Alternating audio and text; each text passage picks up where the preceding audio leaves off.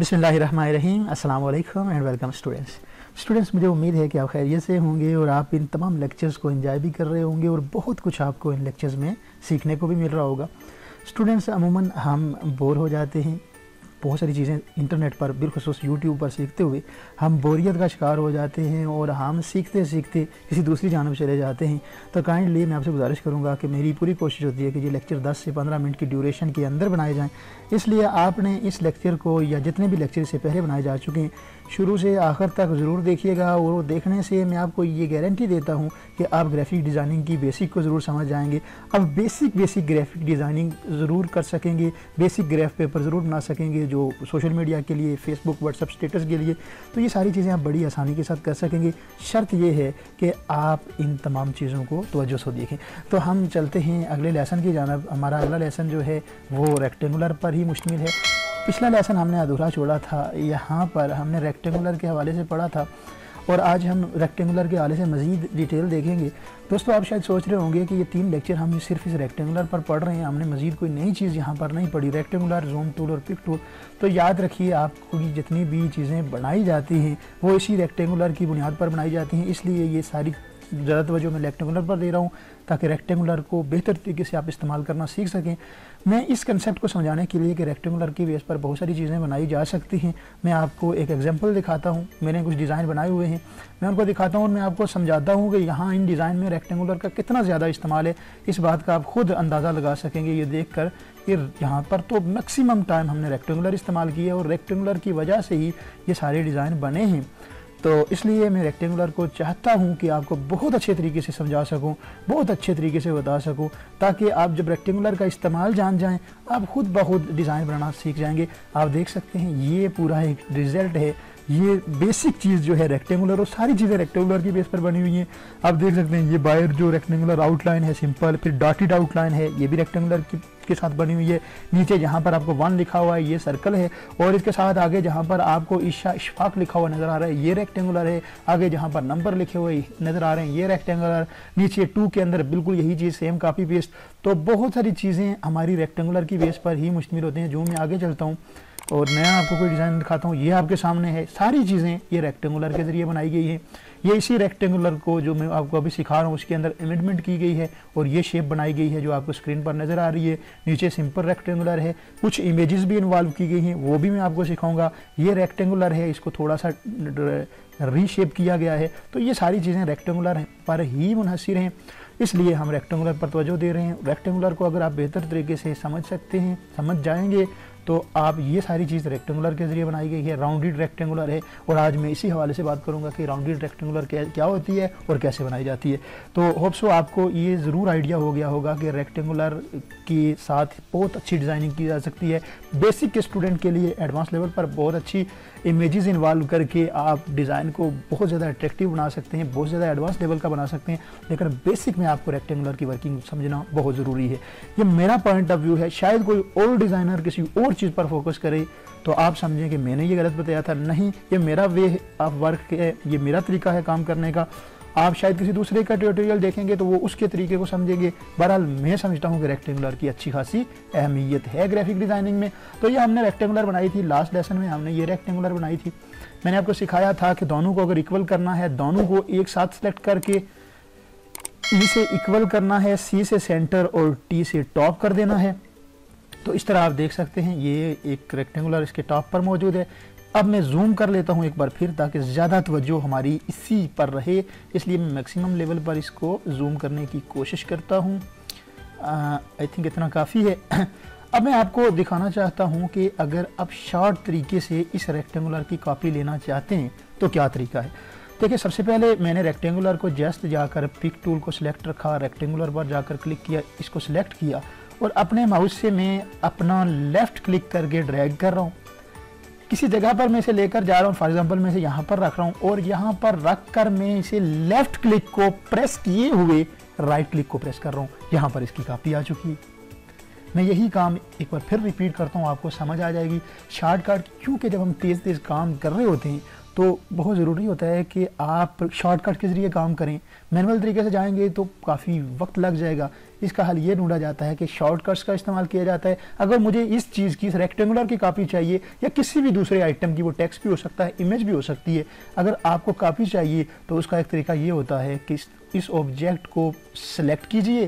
Select करने के बाद अपने माउस से आपने लेफ्ट क्लिक प्रेस करना है और ड्रैग करके उस जगह पर लेकर जाना है जहां पर उसकी कॉपी चाहिए। वहां पर ले जाकर आपने अपने लेफ्ट क्लिक को प्रेस रखते हुए राइट क्लिक को प्रेस कर देना है। तो इस तरह आपकी वहां पर इसकी कॉपी हो जाती है। बड़ा आसान तरीका है। अगर आपको नहीं समझ आई है तो वापस पीछे जाएं वीडियो में, एक बार फिर इंतहाई इत्मीनान के साथ और स्लोली उस प्रोसेस को दोबारा सुने और परफॉर्म करने की कोशिश करें। अब मैं इसे छोटा करना चाहता हूँ, साइज़ में छोटा करना चाहता हूँ। तो जस्ट आप याद रखिएगा, हमेशा जब भी किसी चीज़ को छोटा करें तो कोशिश करें कि इसके कॉर्नर पर अपीयर होने वाले डॉट्स से छोटा करें। यहाँ से छोटा करने की कोशिश ना करें, क्योंकि ये एक बैड हैबिट है ग्राफिक डिज़ाइनिंग में। जब आप इमेज वगैरह को छोटा करेंगे, उसको भी फिर यहाँ से करने की कोशिश करेंगे तो वो फिर स्ट्रेस हो जाएगी। इमेज पता चलेगा, जिस तरह रबर पर कोई लिखा हुआ टेक्स्ट होता है, उसको खींचते हैं आप तो वो बेहंगम सा हो जाता है। पढ़ा तो जाता है वर्ड, लेकिन बड़ा बेहंगम सा हो जाता है। जिस तरह आप गबारे के ऊपर कोई वर्ड लिख कर उसको फुलाएंगे तो उसकी शेप बदल सी जाएगी। बिल्कुल यही हिसाब होता है अगर आप इसको यह इन जगहों से छोटा या बड़ा करने की कोशिश करेंगे। तो इसलिए हमेशा कोशिश किया करें कि आप यहाँ इसको अगर छोटा बड़ा करना है तो हमेशा ये कॉर्नर, डायगोनल कॉर्नर जो हैं, इनसे आप इसको छोटा कीजिए। मैं इसको छोटा कर देता हूँ, यहाँ पर रखता हूँ, थोड़ा सा मज़ीद बड़ा कर देता हूँ क्योंकि मुझे सिर्फ 2 यहाँ पर चाहिए ये, और इसको कलर भी मुख्तलिफ कर देता हूँ। जो चीज़ अब मैं इसको डिलीट कर देता हूँ। अब मैं आपको एक इजाफी चीज़ सिखाने जा रहा हूँ। ये तो हो गया, आपने सीख लिया कि शॉर्टकट के ज़रिए से किसी ऑब्जेक्ट को कॉपी कैसे करते हैं। अब मैं इस रेक्टेंगुलर के जो कॉर्नर हैं उनको राउंड करना आपको सिखाऊंगा। मैं इसे आउटलाइन भी दे देता हूँ। रेड कलर की आउटलाइन दी, बहुत छोटी थी, छोटी है। इसको थोड़ा सा बढ़ा देता हूँ, थोड़ा सा मज़ीद बढ़ा देता हूँ ताकि वाज़ेह नज़र आए। ये भी कम है क्योंकि फीट में काम है, तो फीट में काम हो तो पॉइंट बहुत कम होते हैं फीट के लिए, तो इसलिए मैं 24 जब रखूँगा तो बड़ी हो गई थोड़ी सी, और मैं इसको 16 कर देता हूँ, इतनी काफ़ी है। तो अब मैं इसको जूम करके एक और चीज़ आपको सिखाना चाहूँगा। इसको जूम किया, सिर्फ इसको जूम किया, या इसको सिर्फ इसको कर लेते हैं। जूम टूल का इस्तेमाल यकीनन आप जान चुके होंगे। यहाँ से इसको जूम किया, यहाँ से जस्ट इसको सिलेक्ट किया, साइज़ थोड़ा सा कम कर लेता हूँ आउटलाइन का, 8 आई थिंक काफ़ी है। तो जूम करके अब मैं बताना चाहिए, इसकी मैं एक कापी भी ले लेता हूँ जूम ये काम करने से पहले, ताकि मेरे पास ये मौजूद हो। अगर ओरिजिनल शेप मुझे कभी ज़रूरत पड़े तो पहले से मेरे पास मौजूद है। यहाँ पर इसकी कॉपी रख ली। वही तरीका, लेफ़्ट क्लिक को प्रेस रखते हुए right click, drag, left click को प्रेस रखते हुए राइट क्लिक। तो अब यहाँ पर इसको मैंने क्लिक किया और इसके इन कॉर्नर्स को मैं गोल करना चाहता हूँ। तो याद रखिए, जब आप शेप को क्लिक करेंगे तो आपके कम अज़ कम 8 डॉट्स इस शेप पर ज़रूर अपीयर होंगे। 1 2 3 4 5 6 7 और 8। अब ये एक बाहर वाला डॉट है जो इमेज को रीसाइज करने के लिए इस्तेमाल किया जाता है, और एक इसी के साथ एक अंदर डॉट है जिस पर मैं जा रहा हूं तो वो सिलेक्ट हो रहा है। ये देख सकते हैं आप, जब मैं इस पर कर्सर लेकर जा रहा हूं तो 4 जो डिफरेंट कॉर्नर पर ये डॉट्स हैं ये सिलेक्ट हो रहे हैं। बेसिकली ये डॉट्स रीशेप करने के लिए इस्तेमाल होते हैं। कोई भी ऑब्जेक्ट है, कोई भी रेक्टेंगुलर या कोई दूसरी शेप, उसको अगर आप रीशेप करना चाहते हैं, मतलब उसके राउंड कॉर्नर राउंड करना चाहते हैं या कोई और इस तरह की रीशेपिंग करना चाहते हैं उसको, तो इसका इस्तेमाल किया जाता है। अब मैं यहाँ पर गया जस्ट, और यहाँ पर जाकर जस्ट मैं इसको अंदर की तरफ ड्रैग करूँगा तो आप देखेंगे कि आपकी शेप जो है सर्कुलर शेप में कन्वर्ट होना शुरू हो जाएगी, और आपके सामने आप बिल्कुल वाज़ेह तौर पर देख सकते हैं कि अब की बार आपका रेक्टेंगुलर जो है वो क्या बन चुका है, एक राउंडेड रेक्टेंगुलर बन चुका है। और इस राउंड रीजन को आप कम भी कर सकते हैं। यहाँ पर जाएंगे दोबारा, अब वो पॉइंट जो पहले यहाँ पर था अब यहाँ पर आ चुका है क्योंकि राउंड हो चुका है। अब इसको एक बार दोबारा आप जब बाहर की तरफ लेकर जाएंगे, इतना छोड़ेंगे तो ये इतना राउंडेड रेक्टेंगुलर शेप आपके सामने मौजूद है। तो ये चीज़ मैं आपको सिखाना चाहता था, क्योंकि आप बहुत सारे बैनर्स में ये चीज़ देखते होंगे, जब बहुत सारे डिफरेंट डिज़ाइन में ये चीज़ देखते होंगे कि वो राउंडेड होती है। तो ये राउंडेड करने का क्या तरीका है, ये मैं आपको इस लेसन में समझाना चाहता था। होप सो आप समझ गए होंगे। मज़ीद बढ़ाना या कम करना है, यहाँ से आप बड़ी आसानी के साथ ये काम कर सकते हैं। मैं इसको साइड पे करता हूँ। यहाँ पर दूसरा तरीका, आप अपने रेक्टेंगुलर को राउंड करने का क्या करेंगे, किस तरह अप्लाई करेंगे वो देख लें। एक तरीका तो ये था कि इस पिक टूल को सिलेक्ट रखते हुए इसके इस रिस्टोर पॉइंट पर क्लिक करके आप इसे ड्रैग करेंगे अंदर की तरफ तो ये राउंड हो जाएगी।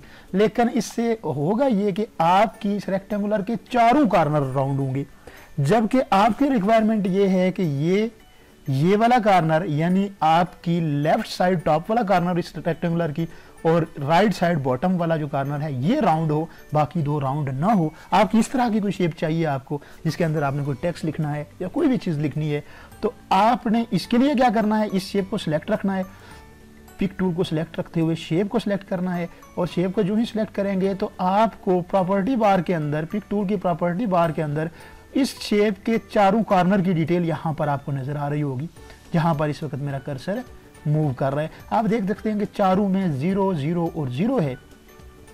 अब आप अपनी मर्जी से इनको राउंड करना चाहते हैं, इस वाले को और इस वाले को राउंड करना चाहते हैं, तो इसका मतलब है आपने इस लॉक को अनलॉक करना है। अगर लॉक को ओपन रखेंगे, लॉक को क्लोज रखेंगे इसी तरह, तो मतलब ये होगा कि अगर एक को चेंज करते हैं उसी सीक्वेंस से बाकी तीनों की शेप भी चेंज हो जाएगी। आप सबसे पहले राउंड इसको लॉक को ओपन कीजिए और उसके बाद जिस साइड को, फॉर एग्जांपल मैं इसको राउंड करना चाहता हूँ 50%, तो मैं यहाँ पर जाऊँगा और यहाँ पर जस्ट जाकर मैं 50% लिख दूंगा, इंटर प्रेस करूँगा तो आप देख सकते हैं ये 50% ये शेप यहाँ से राउंड हो चुकी है। मजीद मैं आगे बढ़ाना चाहता हूँ इसको, तो दोबारा इसको सिलेक्ट करूँगा, 50 से मैं 100% भी कर सकता हूँ। 100 पिक्सल बेसिकली ये 100 इंटर किया तो 100 इतनी हो गई। उसके बाद मैं बॉटम से करना चाहता हूँ, यहाँ पर क्लिक किया और इसका ये रीजन यहाँ पर जाकर मैं इसको 100 कर दूंगा और इंटर कर दूंगा। अब आपके सामने ये एक नई शेप बन चुकी है और ये सारी की सारी मुमकिन है आपके रेक्टेंगुलर की मदद से। तो स्टूडेंट्स, मुझे पूरा यकीन है कि ये चीज़ें आपको इंटरेस्टिंग भी लग रही होंगी और आगे चलकर आप देखेंगे कि इनके अंदर हम टेक्स्ट डालकर कितना खूबसूरत ग्राफिक डिज़ाइन पेपर बनाएंगे, डिज़ाइन करेंगे इसको। तो मैं एक चीज़ और समझाना चाहूँगा। फॉर एग्जांपल मैं इसको नीचे एक बार फिर कॉपी कर लेता हूँ, वही तरीका कॉपी करने का जो शॉर्टकट मैंने बताया वही अप्लाई कर रहा हूँ। मैं इसको थोड़ा सा बड़ा कर रहा हूँ, सॉरी बाइट का सिलेक्ट हो गया, कंट्रोल जेड से आप एक स्टेप पीछे आ सकते। यहाँ से मैं इसको बड़ा कर रहा हूँ, थोड़ा सा बड़ा कर लिया मैंने, इसको इतना सा कर लिया। अब मैं चाहता हूँ इसके टॉप वाले दोनों कॉर्नर राउंड हों, नीचे वाले जो हैं वो दोनों क्या हों, इस तरह से नोकदार हों। तो दोबारा इसको सिलेक्ट रखना है, लॉक आपका खुला हुआ है, टॉप पर अब पिक टूल सिलेक्ट है मेरा, यहाँ पर जाकर आपने नीचे वाले को दोबारा क्या कर देना है, 0 कर देना है और इस पर जाकर आपने एक बार फिर 100 प्रेस कर देना है और इंटर कर देना है। अब आपके पास ये डिज़ाइन बन चुका है। इनके अंदर मैं कलर मुख्तलिफ दे सकता हूँ, कोई फ़र्क नहीं पड़ता, जो कम्बिनेशन आपको सूट करती है वो दीजिए। अब मैं दोबारा जूम टूल पर जा रहा हूँ, जो पहले बता चुका हूँ, और मैं जाकर इसको जूम आउट कर रहा हूँ, एक बार 2 बार क्लिक। तो अब आप देख सकते हैं कि कुछ ना कुछ इजाफा हुआ है। रेक्टेंगुलर पर ही अभी काम कर रहे हैं, लेकिन रेक्टेंगुलर के अंदर मजीद वैराइटीज़ को आप देख चुके हैं। इस तरह जो आपकी ज़रूरत है आप रेक्टेंगुलर के अंदर अप्लाई कर सकते हैं, इम्प्लीमेंट कर सकते हैं। तो दोस्तों, होप सो आपको ये आज का लेसन भी अच्छा लगा होगा, आज का लेक्चर भी अच्छा लगा होगा। अब अगर आप चाहते हैं, बाज़ बात आप देखते हैं कि आपकी एक रेक्टेंगुलर होती है, पीछे उसका शेडो नज़र आ रहा होता है, वो इससे कैसे बना सकते हैं, वो भी 2 रेक्टेंगुलर को लेकर बना सकते हैं। एक कंसेप्ट में और आपको सिखाना चाहूँगा। मेरे पास एक रेक्टेंगुलर ये है, इसको सिलेक्ट करके मैं इसको कलर कर देता हूँ रेड, और एक इसी की कॉपी लेता हूँ। एक रेक्टेंगुलर मेरे पास ये है और इसका कलर कर देता हूँ मैं यहाँ से कोई ग्रीन।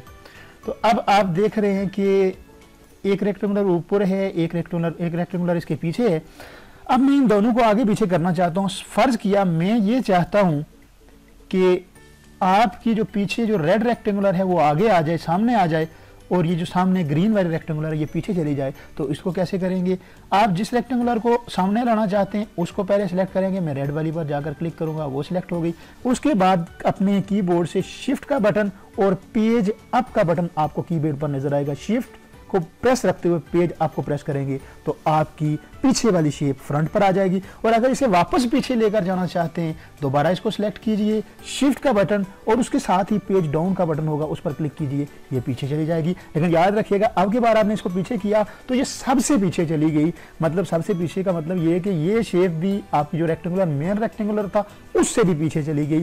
तो इसका भी हम हल देखेंगे अगले लेसन में। और अभी चूंकि कंट्रोल जेड करके मैं दोबारा इसको उसी पोजीशन में लेकर जा रहा हूँ। मैं इसका शेडो देना चाहता था, इसको सिलेक्ट किया, ये पीछे वाली रेक्टेंगुलर सिलेक्ट की, ग्रीन ठीक है, और इस पर एक शेडो का कलर जो होता है वो गालबन कुछ इस तरह से होता है, और इसको आउटलाइन में ख़त्म कर दूंगा। और मैं मज़ीद ये शेडो ठीक है, ये और इसकी भी अगर मैं चाहूँ तो यहाँ से अनफिल करके राइट क्लिक पर जाकर क्लिक करूँगा, आउटलाइन इसकी ख़त्म हो जाएगी। अब देख सकते हैं बड़े खूबसूरत सा इसका एक हल्का सा शेडो लग रहा है कि इस चीज़ का साया बैक पर है, पीछे है, तो ये भी डिज़ाइनिंग में बड़ा अच्छा इफेक्ट देती है चीज़। तो बहरहाल आज के इस लेसन को यहीं पर वाइंड अप करते हैं। रेक्टेंगुलर के हवाले से मज़ीद डिटेल देखी। रेक्टेंगुलर को अच्छे तरीके से अगर आप सीख के तो समझ लीजिए आप 50% बिगिनर लेवल ग्राफिक डिज़ाइनिंग को सीख जाएंगे। नो डाउट ग्राफिक डिज़ाइनिंग की जो फील्ड है, जो शोबा है, ये इतना छोटा नहीं है, ये बहुत बड़ा है। आपकी क्रिएटिविटी आपके माइंड पर डिपेंड करती है, जो चाहें आप बना सकते हैं। किसी एक टूल को सीख लीजिए, उसके बाद आप अपने माइंड की क्रिएटिविटी उस टूल पर जाकर इम्प्लीमेंट कर सकते हैं। मुझे पूरा यकीन है कि आपको आज का ये लेक्चर भी इंटरेस्टिंग लगा होगा।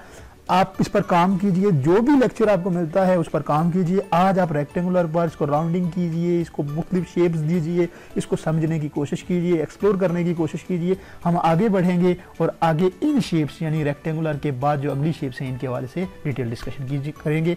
अगले लेसन तक के लिए मुझे इजाज़त दीजिएगा। मैं रवायती तरीके से नहीं कहता, बल्कि ये हकीकत में कहता हूँ। यकीन जानिए, मुझे कभी कभी लगता है कि आप लोगों की दुआओं की वजह से अल्लाह ताला मेरे लिए असबाब भी पैदा करता है, वसीले भी पैदा करता है। इसलिए जब कभी भी दुआ के लिए हाथ उठें तो मेरे लिए दुआ ज़रूर कीजिएगा। एटलीस्ट मुझे सिर्फ आपसे दुआओं की ज़रूरत है और दुआओं का तलबगार हूँ। अपना बहुत सारा ख्याल रखिएगा, दुआओं में ज़रूर याद रखिएगा। अल्लाह आपका हामी नासर।